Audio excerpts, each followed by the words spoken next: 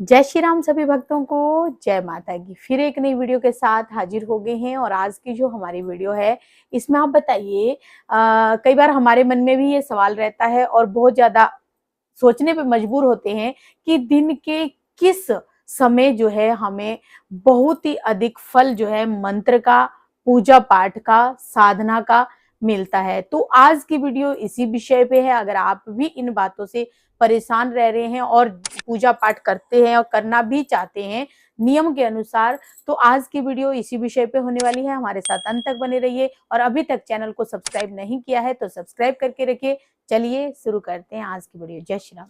जय श्री राम, जय श्री बालाजी महाराज। जब हम भगवान का जाप करते हैं, जाप में शक्ति तो होती है। जिस किसी भी मंत्र का जाप करते हैं, पूजा करते हैं, पाठ करते हैं, सभी से हमें एनर्जी प्राप्त होती है। ये संसार एनर्जी से भरा हुआ है, कलयुग के राजा का संसार है। तो इस समय हमें जाप जो हम करते हैं, अगर उसका हमें अधिक फल चाहिए तो हमें किस समय जाप करना चाहिए? ऐसा कौन सा समय होता है जो ताकतवर होता है, जिस समय देवताओं के दर्शन भी आपको प्राप्त हो सकते हैं, जिस समय देवता आपको परीक्षा लेते हैं तो आपको अलग अलग रूपों में दर्शन भी प्रदान करते हैं। देखिए, जाप का जो समय होता है अमृत बेला। अमृत बेला का मतलब जो ये होता है कि 3:30 बजे से लेकर 5 बजे के बीच में जो समय होता है, सुबह का। यह सुबह का, इस समय देवता आपको दर्शन देते हैं। भिन्न भिन्न रूपों में दर्शन दे सकते हैं, आपकी परीक्षा भी ले सकते हैं। इस समय जब सारे लोग जो हैं सो रहे होते हैं, तब एक भक्त अपने देवता को मनाने चलता है। और जब देवता को मनाने चलता है तो देवता उसकी प्रार्थना को स्वीकार करते हैं। देखते हैं ये भगत 6 महीने से लगातार मेरी साधना कर रहा है, मेरी पूजा कर रहा है।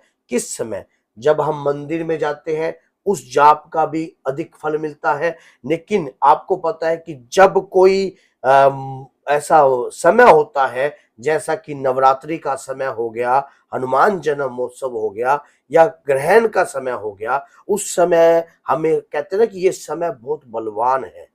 और ये भी बोलते हैं कि पूरे दिन में सरस्वती एक बार जिब्या पर जरूर आती है। तो पूरे दिन का जो समय होती है, जिसमें एक एनर्जी कायम होती है, जब एनर्जी पावरफुल होती है, जब वो शक्ति आपको दर्शन देती है, वो समय है अमृत वेला, प्रभात वेला। इस समय क्या होता है? अमृत का बखान हो रहा होता है, अमृत की प्राप्ति होती है, सिद्धि की प्राप्ति होती है, साधना की प्राप्ति होती है, शक्तियों की प्राप्ति होती है। जो व्यक्ति त्याग कर कर शक्तियों का आह्वान इस समय करता है, इस समय जागने की कोशिश करता है, इस समय अपने नित्य नेम को बनाने की कोशिश करता है, तो उसे शक्तियां अवश्य ही प्राप्त होंगी।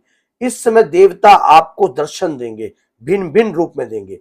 एक बार क्या हुआ, मैं अपनी ही बात आपको बताता हूं कि सुबह सुबह का समय था, मैं मंत्रों का जाप करता था और जाप करते करते एक दिन मुझे ऐसा महसूस हुआ कि कोई मेरे बगल में आकर वही मंत्र का जाप जो मैं कर रहा हूं, वो वही मंत्र का जाप कोई और भी मेरे साथ कर रहा है।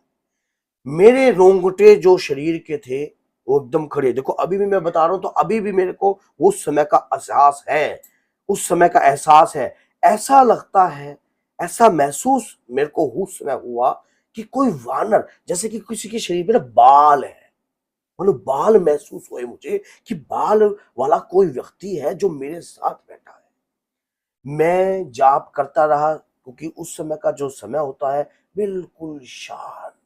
आप सोचिए कि जब सुबह 4 बजे आप बिल्कुल ध्यान, स्नान आदि कर कर बैठे होगे, तो उस समय का समय कैसा होगा? जब कोई खड़का नहीं, कोई सुनसान। आवाज नहीं, कुछ नहीं, दुनिया सो रही है, आलसी लोग सभी सो रहे हैं, जितने भी हैं। जो जो कहता है कि जो जागत है सो पावत है, जो सोवत है वो खोवत खोवत। है। तो जो जाग रहा है उसे वो जगा रहा है, कुछ बनाने के लिए, कुछ देने के लिए। तो जब मुझे ऐसा महसूस हुआ कि कोई शक्ति मेरे नजदीक आकर मुझे वानर के रूप में, जैसे आपको पता है कि वानर कौन से बाल, वानर वाले बाल जो थे वो लंगूर बंदर के, वो महसूस मेरे को हो रहे हैं। और जो ऐसा लग रहा है कि कोई काला रंग का जो शरीर पे साया है, वो ऐसा महसूस मुझे उस समय हुआ, पहला अनुभव हुआ मुझे कि कोई शक्ति जो है नजदीक आ रही है और रोंगटे खड़े हो रहे हैं शरीर के, लेकिन मेरी हिम्मत नहीं है कि मैं इस तरफ ऐसे भी देख लूं। मैं अपने ध्यान से हटा नहीं, क्योंकि गुरु के सानिध्य से मैंने ये चीज सीखी थी कि हाँ भाई, जब भी कोई शक्ति आपको दर्शन देने की कोशिश करती है, भय का मोल उत्पन्न होता है, तब कभी भी अपने लक्ष्य को नहीं छोड़ना चाहिए, कभी शक्ति से आंख नहीं मिलानी चाहिए, कभी शक्ति के साथ कभी भी, जब भी कोई शक्ति प्रत्यक्ष रूप में आपके सामने आती है तो हमेशा अपना ध्यान उनके चरणों के प्रति ही होना चाहिए। आपको वचन किस प्रकार से लेने होते हैं, वचन सिद्धि किस प्रकार से प्राप्त करनी होती है, ये भी गुरु के सानिध्य से प्राप्त होती है। किस प्रकार से आप शक्ति को वचनों में ले सकते हो।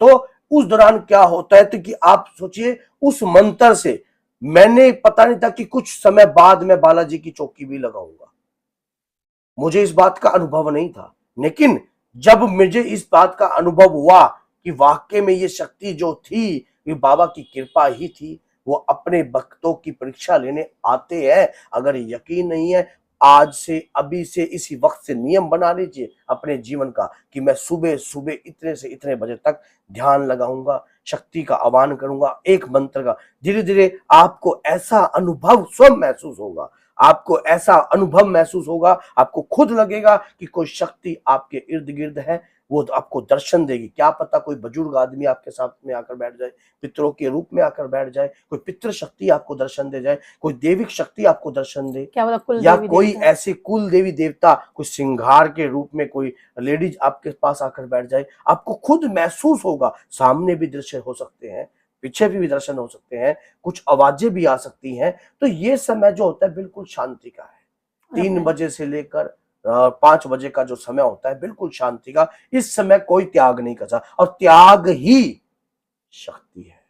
जिस व्यक्ति ने त्याग किया, कोई आप जल में अगर किसी मंत्र का जाप करते हो, जल में बैठकर करते हो और घोर ठंड पड़ रही होती है इस वक्त, आपने देखा कई भक्त ऐसे होते हैं जो बर्फ की सिल्ली गिरकर वो अपने मंत्रों का जाप कर रहे हैं। वो क्या है, ठंडे पानी में खड़े योग शक्ति, अपने अंदर की योग शक्ति को वो प्रबल करते हैं। इसी प्रकार से आपने देखा कि जो साधु लोग होते हैं किस प्रकार से बर्फ, तो उनको क्या ठंड नहीं लगती, वो नंगे रहते हैं।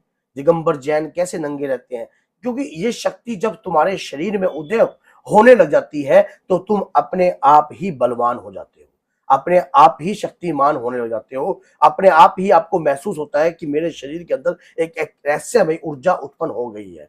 उस ऊर्जा का बखान नहीं करना चाहिए।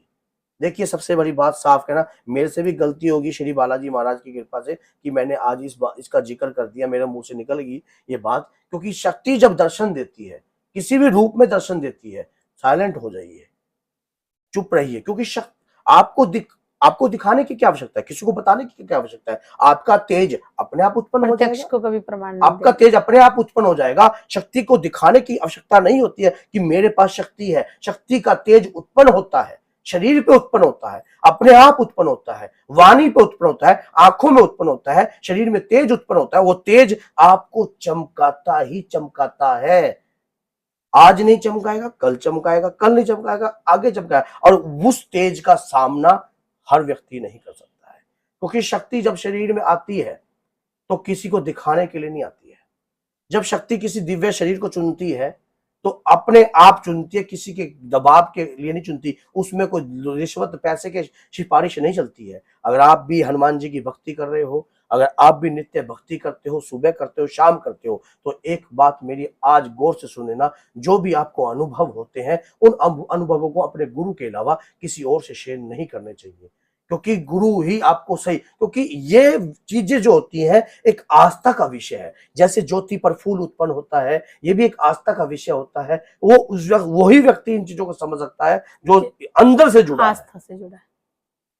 तो मैंने जो आपको बात बताई कि सुबह सुबह इस समय शक्ति प्राप्त कर सकते हो, ये समय प्रभात बेला एक ऐसी ऊर्जावायक बेला है। तो इस समय आपके शरीर में ऊर्जा आएगी, प्राणवायु। हाँ, नेचुरल सी बात है, सब कुछ बदल जाता है। एक रात पहले सब कुछ ट्रैफिक में सब कुछ गंदगी धूल कैसे उत्पन्न होती है, और उसके बाद देखिए सुबह सुबह की जब आप बेला लेते हो,